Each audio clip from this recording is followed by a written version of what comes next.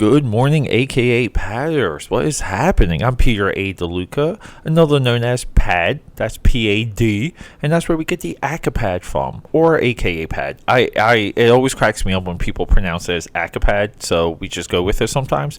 But hey, I'm your pop culture, media, multimedia, all over the place host. We do all things geek here, and we even do life anecdotes. And right now, for episode 217, we are talking Too Fast, Too Furious. We're continuing our Fast and Furious thread that started with Hobbs and Shaw 2 episodes ago, episode 215. Latest episode 216 was the origin movie of this incredible franchise. So let's get to it. Let's talk about the sequel, the first sequel. Is it the best sequel? Well, let's find out. I am drinking from a Joker cup that I bought at RetroCon. Yeah, that's right, everyone. This past weekend, Mark and I went to RetroCon again. Now, last year, if you recall, we went to RetroCon and saw Cybertronic Spree. Had pretty much like a 3-day weekend and had a hell of a time. That's where I found out that Mark, and if you guys don't know who Mark's a contributor to the show. He's been off the show for a while just because when it really comes down to it, he does know his stuff and he does do his research. But I just sometimes feel like him and I aren't targeted enough, and it goes on, and that's not really what this podcast. That's not AKAPAD's Audio Audacity podcast. I shifted everything to become more of a designed, a product for everyone, and it just makes it easier. Like sitting down, knowing what you're talking about, and kind of having some mental marks to hit. Should Mark and I get back to it? Should we rehearse a little? Should we, maybe just do some recording? Doesn't have to get released. I believe so, yeah, because I still believe Mark. And I call him Mark the Merc. Now, keep in mind, there's 2 separate Marks that have come through this podcast. Now, you can filter all of this out at akapad.com, where we kind of highlight all of our contributors for this wonderful podcast. But yeah, so. Last year him and I go and I find out that he doesn't really drink, and he sleeps with this ventilator mask, which is somewhat of a excuse to not to lose weight, if you really want to be honest. Most sleeping ailments, most sleeping anything for that matter, really kind of comes from weight loss. If you are like snoring, if you're suffering from joint pain, most of your joint pain is going to come from the weight of yourself while you sleep. Okay, because you're just pressing on yourself. So this is like one of those things where staying fit, staying trim. Not saying you have to be a Adonis or Olympic level athletic athlete. No one's saying you have to go that deep. But at the same time, it helps. It helps paying attention to your body as you get older, and editing your body as you go along, because that's one of the things you have control over. Now, some of these other things, psychological infliction, so on and so forth, you do not. But you can combat that as well. So anyway, that's your public service health announcement from AKAPAD's Audio Audacity podcast. But no. So last year, Mark and I go. We have a great time. This past year, we went now. This time we had girls. Okay, we had girls with us. Okay, but no, and we just went for one day. And I guess the point I'm talking to you is I'm, everybody always wants to know, what am I drinking during the podcast? Today I'm drinking water from my Joker 1973-ish Joker cup from 7-Eleven that literally has the origin and description of the character far better than the upcoming Joker movie approaches the character. Like the Slurpee cup, this licensed DC Comics Joker Slurpee cup pinpoints the character more than we've seen in cinema, which is amazing. It's amazing. It's like what is happening here? My long-standing position against this Joker movie. It's a Joker movie. It's not the Joker. So there you go. But no, we had a good time. Got some good food after. Just kind of went crazy. And you might be like, Pete, what else? What else have you been buying? Like, okay, so I bought like a few things. I bought a Joker Slurpee cup that was like $10. I bought 2 villains for my action figure, like super villain desk at work, because I like having the villains on my desk at work. If you follow me on IG stories, it's AKAPAD 13. Just DM me there, make a request. I'll upload it. But I have like color coordinated villains from like the history of action figures, because I think to do things in this world, you have to be a villain, and I get energy from that. So anyway, so I bought like 2 action figures. Maybe those were like $6 total, and then I bought a stuffed Alf, just because I just thought it was going to be ridiculous, and we just had a good time running around with Alf, basically. So yeah, and that was it. That was RetroCon for me, year 2. Now this is, believe it or not, RetroCon 2018-2019 is the first time ever I went to a geek convention, we'll say, 2 years in a row. This first time ever. So when people are like, "P, you're such a geek," and I'm like, not really. Not. I don't subscribe to your culture. I don't subscribe to just taking the masculinity and energy away from men by telling them that owning pieces of plastic is a pro move. But anyway, because I do not. Plastic will die. It will rot. Gold, my friend, lives forever. But yeah, so continuing our discussion. Too Fast, Too Furious. In the intro, I asked the question, is this a worthy sequel? Like, where is this? I would say, like, within franchise sequels, where does this rank? I would just say within perception and, like, sustainability type conversation. Modern day, I would put it pretty much with Transformers Dark of the Moon. Like, just not well received. Hype, expectation, want, had the right elements going into it. Now, I will say, Transformers 2, Rise of the Fallen, like that midnight showing was literally like a rock concert. There were so many people, young and old, just wanting them to continue what they thought the first movie kind of set up. Writer strike happens. A lot of things happened around that movie. Sometimes it's a miracle that these movies even come out the way that they do. And not Dark of the Moon, Rise of the Fallen, Revenge of the Fallen, Transformers 2, Revenge of the Fallen. I got it now. Thank you. Revenge of the Fallen. It's shocking that movie even came out on time. Okay, so when you're working on something creative and you hit adversity, give yourself strict deadlines and try and hit those deadlines, because getting the product complete is far greater than the product being perfect. Learning to complete things under pressure, timely, the best you can, you will grow as an artist no matter what. So deadlines do help. And, hey, look, filmmakers make products. So this movie comes out, and it makes money. It does good. It's like, I think it's 7 overall of the ones we have released. Let's just say 2003, directed by John Singleton. Great director. Too Fast, Too Furious. Adjusted for ticket price inflation, Too Fast, Too Furious comes in at number 5. $227 million. That's fantastic. No, I'm sorry. It comes in at number 6. 189. Just about $199 million.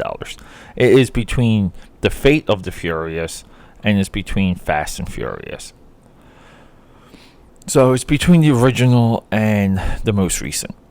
Not bad. It's not a bad showing. Worldwide, it's number 7. That's where I was getting my 7 from. At 236. Now, comparatively speaking, Furious 7 is 1.5 billion. The Fate of the Furious, the most recent, is 1.2 billion. So, I mean, look, this movie just didn't hit. It didn't hit. It didn't hit. There's watching this movie. It's interesting, but you kind of see why it didn't hit, and because it just doesn't have a hook.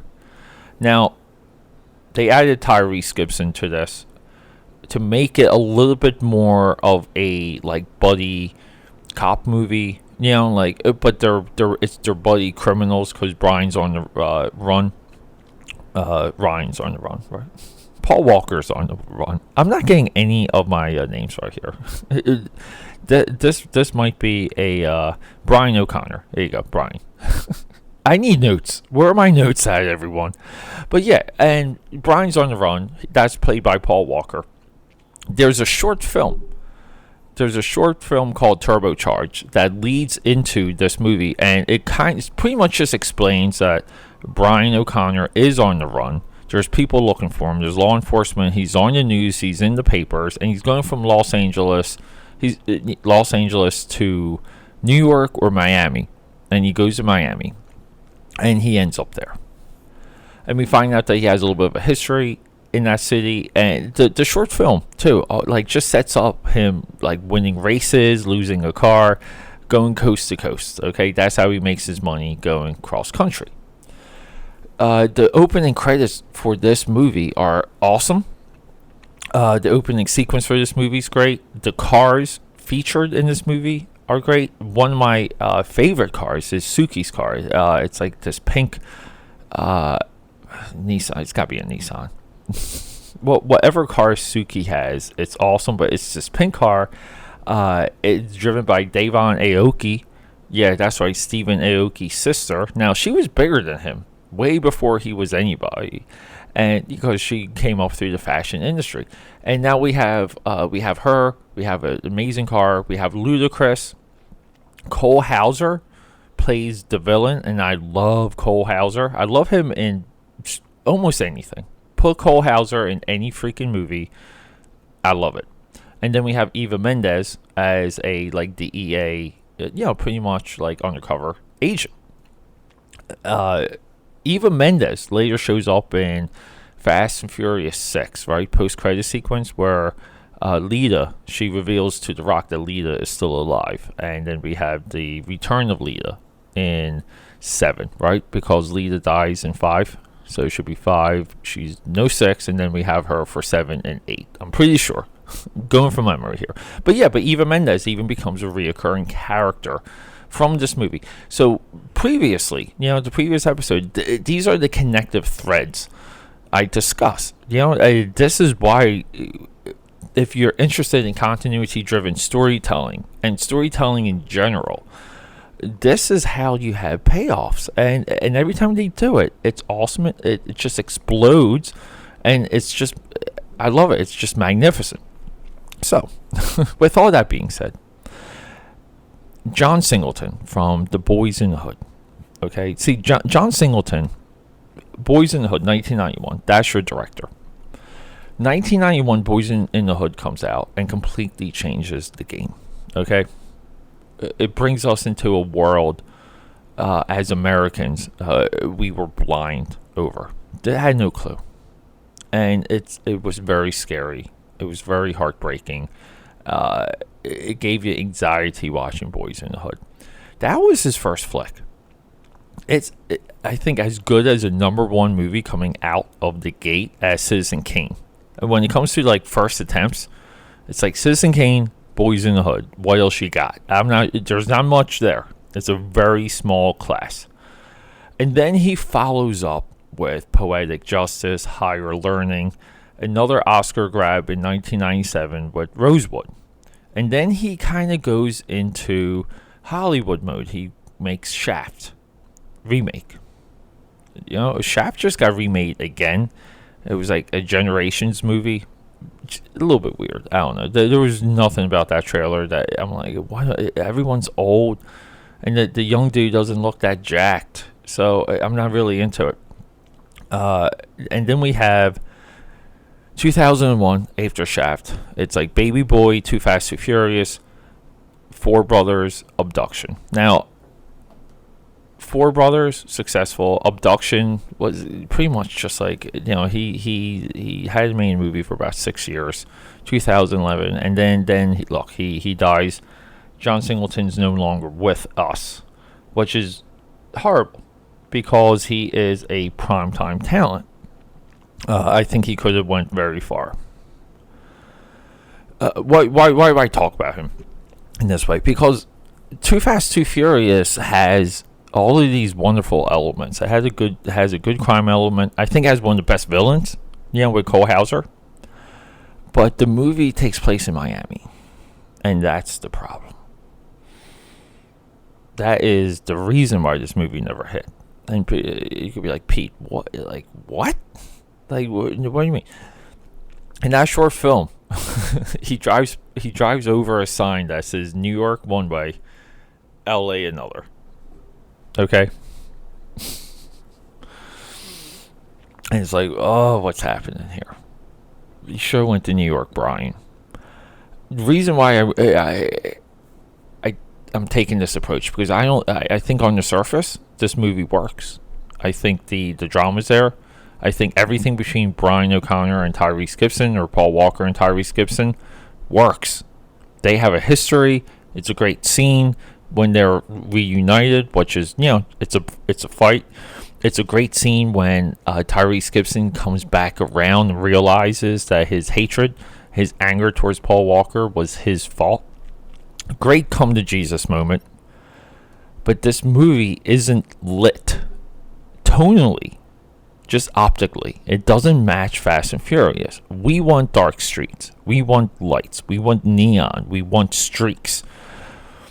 There's these things about night racing and the night that connects us to these cars. These cars are bright, candy-coated colors with black. Now, I get it. Everybody wants to be different with the sequel. Everybody wants to be James Cameron's Aliens. But you don't have to be, okay?